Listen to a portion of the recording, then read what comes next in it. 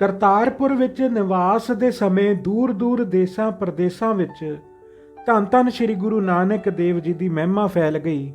ਗ੍ਰਹਿਸਥੀ, ਜੋਗੀ, ਬ੍ਰਹਮਚਾਰੀ, ਪੰਡਤ ਤੇ ਸੰਨਿਆਸੀ ਆਦਿ ਸਭ ਮਤਾਂ ਦੇ ਲੋਕ ਆਪ ਜੀ ਪਾਸ ਆਉਂਦੇ, ਦਰਸ਼ਨ ਕਰਦੇ ਅਤੇ ਨਾਮਦਾਨ ਦਾ ਉਪਦੇਸ਼ ਲੈ ਕੇ ਮਨੋਕਾਮਨਾ ਪੂਰੀਆਂ ਕਰਕੇ ਘਰਾਂ ਨੂੰ ਜਾਂਦੇ। ਕਰਤਾਰਪੁਰ ਵਿੱਚ ਇਸ ਤਰ੍ਹਾਂ ਸਦਾ ਹੀ ਭੀੜ ਲੱਗੀ ਰਹਿੰਦੀ। ਗੁਰੂ ਜੀ ਦੇ ਸਦਾ ਹੀ ਸਵਾ ਪਹਿਰ ਰਾਤ ਰਹਿੰਦੀ ਤੋਂ ਕੀਰਤਨ ਆਰੰਭ ਹੋ ਜਾਂਦਾ ਅਤੇ ਇੱਕ ਪਹਿਰ ਰਾਤ ਗਈ ਤੱਕ ਸ਼ਬਦ ਦੀ ਵਿਚਾਰ ਹੁੰਦੀ ਰਹਿੰਦੀ ਤੇ ਸੰਗਤ ਦਾ ਮੇਲਾ ਲੱਗਿਆ ਰਹਿੰਦਾ। ਕੋਈ ਇੱਕ ਬਾਲਕ ਕੀਰਤਨ ਵੇਲੇ ਚੁੱਪਚਾਪ ਬੈਠ ਕੇ ਬੜੇ ਪ੍ਰੇਮ ਨਾਲ ਕੀਰਤਨ ਸੁਣਦਾ ਰਹਿੰਦਾ। ਜਦ ਕੀਰਤਨ ਦਾ ਭੋਗ ਪੈਂਦਾ ਤਾਂ ਗੁਰੂ ਜੀ ਨੂੰ ਨਮਸਕਾਰ ਕਰਕੇ ਘਰ ਨੂੰ ਚਲਿਆ ਜਾਂਦਾ। ਜਦ ਉਸ ਨੂੰ ਇਸ ਤਰ੍ਹਾਂ ਆਉਂਦਿਆਂ ਬਹੁਤ ਸਮਾਂ ਹੋ ਗਿਆ ਤਾਂ ਇੱਕ ਦਿਨ ਗੁਰੂ ਜੀ ਨੇ ਉਸ ਨੂੰ ਪੁੱਛਿਆ, ਹੇ ਬਾਲਕ, ਤੇਰੀ ਇਹ ਅਵਸਥਾ ਹੱਸਣ ਖੇਡਣ ਦੀ ਤੇ ਸੁੱਖ ਲੈਣ ਦੀ ਹੈ। ਤੂੰ ਇਹਨਾਂ ਸੁੱਖਾਂ ਨੂੰ ਛੱਡ ਕੇ ਇੱਥੇ ਰੋਜ਼ ਹੀ ਕਿਉਂ ਆ ਜਾਂਦਾ ਹੈ? ਬਾਲਕ ਨੇ ਹੱਥ ਜੋੜ ਕੇ ਕਿਹਾ, ਮਹਾਰਾਜ, ਇੱਕ ਦਿਨ ਮੇਰੀ ਮਾਂ ਨੇ ਚੁੱਲ੍ਹੇ ਵਿੱਚ ਅੱਗ ਬਾਲਣ ਵਾਸਤੇ ਆਖਿਆ, ਪਰ ਮੇਰੇ ਪਾਸੋਂ ਮੋਟੀਆਂ ਲੱਕੜਾਂ ਨੂੰ ਅੱਗ ਨਾ ਲੱਗੇ। ਤਦ ਮੇਰੀ ਮਾਂ ਨੇ ਕਿਹਾ, ਪਹਿਲਾਂ ਛੋਟੀਆਂ ਲੱਕੜਾਂ ਨੂੰ ਹੇਠਾਂ ਰੱਖ ਕੇ ਅੱਗ ਲਾਏਗਾ ਤਾਂ ਫਿਰ ਉੱਪਰੋਂ ਮੋਟੀਆਂ ਬਲਣਗੀਆਂ। ਜਦ ਮੈਂ ਇਸ ਤਰ੍ਹਾਂ ਪਹਿਲਾਂ ਛੋਟੀਆਂ ਲੱਕੜਾਂ ਨੂੰ ਅੱਗ ਲਾ ਕੇ ਮੋਟੀਆਂ ਨੂੰ ਬਾਲਿਆ ਤਾਂ ਮੈਨੂੰ ਵਿਚਾਰ ਆ ਗਈ ਕਿ ਅੱਗ ਤੇ ਕਾਲ ਦਾ ਸੁਭਾਵ ਹੈ ਕਿ ਉਹ ਕਿਸੇ ਨੂੰ ਛੋਟਾ ਵੱਡਾ ਨਹੀਂ ਜਾਣਦੇ, ਸਭ ਨੂੰ ਇੱਕਸਾਰ ਖਾ ਲੈਂਦੇ ਹਨ। ਇਸ ਤੋਂ ਮੈਨੂੰ ਵਿਚਾਰ ਆਈ ਕਿ ਕੀ ਪਤਾ ਮੈਂ ਵੱਡਾ ਹੋਵਾਂ ਕਿ ਨਾ, ਛੋਟੀ ਬਾਲਕ ਅਵਸਥਾ ਵਿੱਚ ਹੀ ਮਰ ਜਾਵਾਂ। ਇਸ ਕਰਕੇ ਪਰਮਾਤਮਾ ਦਾ ਨਾਮ ਸਿਮਰਨ ਕਰਕੇ ਆਪਣਾ ਜਨਮ ਸਫਲਾ ਕਰਨਾ ਚਾਹੀਦਾ ਹੈ। ਬਾਲਕ ਦੇ ਇਹ ਵਿਚਾਰ ਸੁਣ ਕੇ ਗੁਰੂ ਜੀ ਨੇ ਉਸ ਨੂੰ ਉਪਦੇਸ਼ ਦੇਣ ਵਾਸਤੇ ਇੱਕ ਸ਼ਬਦ ਦੀ ਉਚਾਰਨ ਕੀਤਾ, ਜਿਸ ਦਾ ਭਾਵ ਸੀ ਕਿ ਇਹ ਜੀਵ ਮਛਲੀ ਦੀ ਨਿਆਈ ਤੇ ਕਾਲ ਝੀਵਰ ਦੇ ਸਮਾਨ ਹੈ, ਪਤਾ ਨਹੀਂ ਕਿਹੜੇ ਵੇਲੇ ਜਾਲ ਪਾ ਕੇ ਫੜ ਲਵੇ। ਇਸ ਕਰਕੇ ਪਰਮਾਤਮਾ ਨੂੰ ਸਦਾ ਯਾਦ ਰੱਖਣਾ ਤੇ ਸਤਸੰਗ ਕਰਕੇ ਨਾਮ ਸਿਮਰਨ ਕਰਨਾ ਚਾਹੀਦਾ ਹੈ। ਇਸ ਤਰ੍ਹਾਂ ਗੁਰੂ ਜੀ ਅਨੇਕ ਜੀਵਾਂ ਨੂੰ ਨਾਮਦਾਨ ਦਾ ਉਪਦੇਸ਼ ਕਰਕੇ ਭਗਤੀ ਮਾਰਗ ਉੱਤੇ ਲਾ ਰਹੇ ਸਨ। ਇੱਕ ਦਿਨ ਮੂਲਾ ਕੀੜ ਦਰਸ਼ਨ ਕਰਨ ਆਇਆ ਅਤੇ ਬੇਨਤੀ ਕੀਤੀ ਕਿ ਮੇਰਾ ਮਨ ਬੜਾ ਚੰਚਲ ਹੈ, ਇਸ ਨੂੰ ਕਾਬੂ ਕਰਨ ਵਾਸਤੇ ਕੋਈ ਉਪਦੇਸ਼ ਬਖਸ਼ੋ।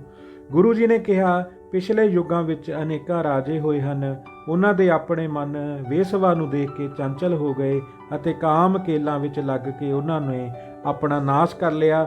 ਇਸ ਕਰਕੇ ਇਹਨਾਂ ਵੇਸਵਾ ਨੂੰ ਵੇਖਣਾ ਨਹੀਂ ਚਾਹੀਦਾ ਅਤੇ ਸਤਸੰਗ ਵਿੱਚ ਸਮਾਂ ਬਤੀਤ ਕਰਨਾ ਚਾਹੀਦਾ ਹੈ। ਜਿਨ੍ਹਾਂ ਰਾਜਿਆਂ ਨੇ ਜੂਏ ਖੇਡੇ ਉਹਨਾਂ ਨੂੰ ਬਿਪਤਾ ਪਈਆਂ ਤੇ ਰੋਣਾ ਪਿਆ। ਇਸ ਵਾਸਤੇ ਜੂਆ ਖੇਡਣਾ ਵੀ ਦੁੱਖਾਂ ਦਾ ਕਾਰਨ ਹੈ। ਹੁਣ ਕਲਯੁੱਗ ਦਾ ਸਮਾਂ ਹੈ, ਇਸ ਵਿੱਚ ਕੀਰਤਨ ਕਰਨਾ, ਧਰਮ ਦੀ ਕਿਰਤ ਕਰਨੀ, ਵੰਡ ਕੇ ਛਕਣਾ ਅਤੇ ਗੁਰਸਿੱਖਾਂ ਦੀ ਸੇਵਾ ਕਰਨੀ ਚਾਹੀਦੀ ਹੈ। ਗੁਰੂ ਜੀ ਦਾ ਇਹ ਉਪਦੇਸ਼ ਸੁਣ ਕੇ ਮੂਲਾ ਕੀੜ ਬੜੇ ਪ੍ਰੇਮ ਨਾਲ ਇਸ ਨੂੰ ਕਮਾਉਣ ਲੱਗਾ। ਨੰਗੇ ਨੂੰ ਕੱਪੜਾ, ਭੁੱਖੇ ਨੂੰ ਭੋਜਨ ਅਤੇ ਸਤ ਸੰਗਤ ਕਰਨ ਲੱਗਾ। ਇੱਕ ਦਿਨ ਇੱਕ ਠੱਗ ਸਿੱਖ ਦਾ ਰੂਪ ਧਾਰ ਕੇ ਮੂਲੇ ਕੀੜੇ ਪਾਸ ਆਇਆ। ਮੂਲੇ ਨੇ ਉਸ ਨੂੰ ਗੁਰੂ ਦਾ ਸਿੱਖ ਜਾਣ ਕੇ ਬੜੀ ਸੇਵਾ ਕੀਤੀ ਅਤੇ ਰਾਤ ਪਾਸ ਰੱਖਿਆ। ਰਾਤ ਨੂੰ ਜਦ ਸੌਣ ਲੱਗਿਆ, ਮੂਲੇ ਦੀ ਇਸਤਰੀ ਨੇ ਆਪਣੇ ਗਹਿਣੇ ਉਤਾਰ ਕੇ ਰੱਖੇ ਤਾਂ ਠੱਗ ਨੇ ਵੇਖ ਲਏ। ਜਦ ਠੱਗ ਨੇ ਵੇਖਿਆ ਕਿ ਇਹ ਸੌਂ ਗਏ ਹਨ ਤਾਂ ਗਹਿਣੇ ਚੁੱਕ ਕੇ ਲੈ ਚੱਲਿਆ ਸੀ, ਪਰ ਬਾਹਰ ਦੇ ਬੂਹੇ ਨੂੰ ਜੰਦਰਾ ਵੱਜਾ ਹੋਇਆ ਵੇਖ ਕੇ ਮੂਲੇ ਨੂੰ ਕਹਿਣ ਲੱਗਾ, ਮੇਰੇ ਪੇਟ ਵਿੱਚ ਦਰਦ ਹੈ, ਮੈਂ ਬਾਹਰ ਜਾਣਾ ਹੈ, ਚਾਬੀ ਦਿਓ ਤਾਂ ਕਿ ਬੂਹੇ ਦਾ ਜਿੰਦਰਾ ਖੋਲ੍ਹ ਲਵਾਂ। ਤਦ ਮੂਲਾ ਆਪ ਉੱਠ ਕੇ ਜਿੰਦਰਾ ਖੋਲ੍ਹਣ ਆਇਆ ਤਾਂ ਠੱਗ ਦੀ ਬਗਲ ਵਿੱਚੋਂ ਗਹਿਣੇ ਦਾ ਡੱਬਾ ਡਿੱਗ ਪਿਆ, ਜਿਸ ਨੂੰ ਠੱਗ ਡਰਦਾ ਚੁੱਕੇ ਨਾ ਤੇ ਮੂਲੇ ਨੇ ਆਪ ਚੁੱਕ ਕੇ ਉਸ ਨੂੰ ਦੇ ਦਿੱਤਾ ਅਤੇ ਬੂਹਾ ਖੋਲ੍ਹ ਕੇ ਬਾਹਰ ਕੱਢ ਕੇ ਆਪ ਸੌਂ ਗਿਆ। ਸਵੇਰੇ ਜਦ ਮੂਲੇ ਦੀ ਇਸਤਰੀ ਨੇ ਵੇਖਿਆ ਕਿ ਗਹਿਣਿਆਂ ਵਾਲਾ ਡੱਬਾ ਨਹੀਂ ਹੈ ਤਾਂ ਮੂਲੇ ਨੇ ਕਿਹਾ, ਰਾਤ ਨੂੰ ਕੋਈ ਚੋਰ ਸਾਡੇ ਸੁੱਤੇ ਪਿਆਂ ਹੀ ਲੈ ਗਿਆ ਹੋਵੇਗਾ। ਉਸ ਸਿੱਖ ਨੇ ਸੋਚਿਆ ਹੋਵੇਗਾ ਕਿ ਉਸ ਉੱਤੇ ਹੀ ਚੋਰੀ ਦਾ ਦੋਸ਼ ਨਾ ਲੱਗ ਜਾਵੇ, ਇਸ ਕਰਕੇ ਉਹ ਤੜਕੇ ਹੀ ਚਲਿਆ ਗਿਆ, ਵੈਸੇ ਨਿਰਦੋਸ਼ ਹੈ। ਕੁਝ ਦਿਨਾਂ ਉਪਰੰਤ ਮੂਲਾ ਜਦ ਗੁਰੂ ਜੀ ਦੇ ਦਰਸ਼ਨ ਕਰਨ ਗਿਆ ਤਾਂ ਗੁਰੂ ਜੀ ਨੇ ਕਿਹਾ, ਹੇ ਮੂਲੇ, ਤੇਰਾ ਹਿਰਦਾ ਸਿੱਖੀ ਅਨੁਸਾਰ ਹੈ, ਤੂੰ ਮੇਰਾ ਪਰਦਾ ਟਕਿਆ ਹੈ, ਤੇਰਾ ਪਰਦਾ ਗੁਰੂ ਸਦਾ ਹੀ ਟਕੇਗਾ। ਗੁਰੂ ਜੀ ਦੇ ਇਹਨਾਂ ਕਿਰਪਾਲੂ ਬਚਨਾਂ ਕਰਕੇ ਮੂਲਾ ਨਿਹਾਲ ਹੋ ਗਿਆ ਤੇ ਉਸ ਦਾ ਜਨਮ ਮਰਨ ਮਿਟ ਗਿਆ। ਇੱਕ ਦਿਨ ਗੁਰੂ ਜੀ ਸੰਗਤ ਵਿੱਚ ਸ਼ਬਦ ਦੀ ਵਿਚਾਰ ਕਰ ਰਹੇ ਸਨ। ਤਦ ਪਿਰਥਾ ਤੇ ਖੇਡਾਂ ਦਰਸ਼ਨ ਕਰਨ ਆਏ। ਤਾਂ ਬੜੇ ਪ੍ਰੇਮ ਨਾਲ ਨਮਸਕਾਰ ਕਰਕੇ ਸ਼ਬਦ ਦੀ ਵਿਚਾਰ ਸੁਣਦੇ ਰਹੇ। ਉਪਰੰਤ ਜਦ ਉੱਠ ਕੇ ਚੱਲਣ ਲੱਗੇ ਤਾਂ ਗੁਰੂ ਜੀ ਨੇ ਕਿਹਾ, ਜੋ ਤੁਹਾਡੀ ਇੱਛਾ ਹੈ ਉਹ ਮੰਗੋ, ਕਰਤਾਰ ਪੂਰੀ ਕਰੇਗਾ। ਉਹਨਾਂ ਨੇ ਕਿਹਾ, ਜੇ ਕਿਰਪਾ ਕਰਦੇ ਹੋ ਤਾਂ ਆਪਣੀ ਚਰਨ ਸ਼ਰਨ ਦਿਓ। ਗੁਰੂ ਜੀ ਨੇ ਕਿਹਾ, ਭਾਈ ਸਾਡੇ ਚਰਨ ਸਦਾ ਹੀ ਸਾਧ ਸੰਗਤ ਵਿੱਚ ਵਸਦੇ ਹਨ। ਸੰਤਾਂ ਦੀ ਸੇਵਾ ਕਰੋ, ਸੰਗਤ ਕਰੋ, ਧਰਮ ਦੀ ਕਿਰਤ ਕਰਕੇ ਵੰਡ ਕੇ ਖਾਓ, ਇਹ ਸਾਡੀ ਚਰਨ ਸ਼ਰਨ ਹੈ। ਤੁਸੀਂ ਸਦਾ ਹੀ ਕਮਾਓ, ਸਰੀਰ ਨੂੰ ਸਰਗੁਣ ਰੂਪ ਜਾਣੋ ਅਤੇ ਸ਼ਬਦ ਨੂੰ ਮੇਰਾ ਨਿਰਗੁਣ ਰੂਪ ਮੰਨੋ।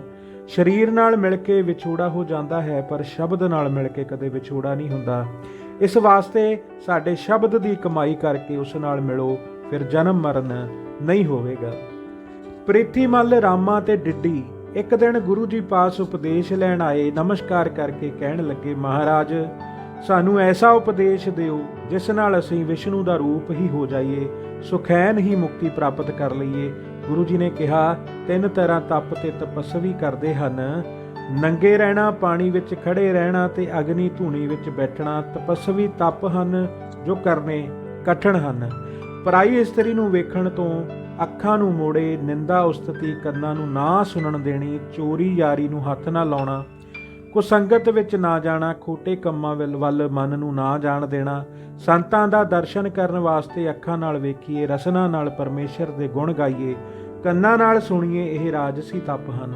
ਸ਼ਾਂਤ ਕੀ ਤਪ ਇਹ ਹਨ, ਗੁਰੂ ਦਾ ਉਪਦੇਸ਼ ਤੇ ਨਾਮ ਸਿਮਰਨ, ਆਲਸ ਤਿਆਗ ਕੇ ਪੜ੍ਹਨਾ ਸੁਣਨਾ, ਮਨ ਨੂੰ ਰੋਕ ਰੋਕ ਕੇ ਨਾਮ ਸਿਮਰਨ ਤੇ ਕਥਾ ਕੀਰਤਨ ਵਿੱਚ ਲਾਉਣਾ, ਆਲਸ ਨੂੰ ਤਿਆਗ ਕੇ ਮਨ ਨੂੰ ਬੁਰਾਈਆਂ ਵੱਲੋਂ ਰੋਕਣਾ ਤੇ ਨਾਮ ਅਭਿਆਸ ਵਿੱਚ ਜੋੜਨਾ। ਇਸ ਸ਼ਾਂਤ ਕੀ ਤਪ ਨਾਲ ਜਨਮ ਮਰਨ ਦੇ ਰੋਗ ਮਿਟ ਜਾਂਦੇ ਹਨ। ਗੁਰੂ ਜੀ ਦੇ ਇਹ ਬਚਨ ਸੁਣ ਕੇ ਇਹਨਾਂ ਤਿੰਨਾਂ ਦੇ ਮਨ ਵਿੱਚ ਵਸਾ ਲਏ ਅਤੇ ਸ਼ਬਦ ਅਭਿਆਸ ਕਰਕੇ ਪਰਮ ਗਤੀ ਨੂੰ ਪ੍ਰਾਪਤ ਹੋਏ ਸਨ। ਧੰਨ ਧੰਨ ਸ੍ਰੀ ਗੁਰੂ ਨਾਨਕ ਦੇਵ ਜੀ ਮਹਾਰਾਜ।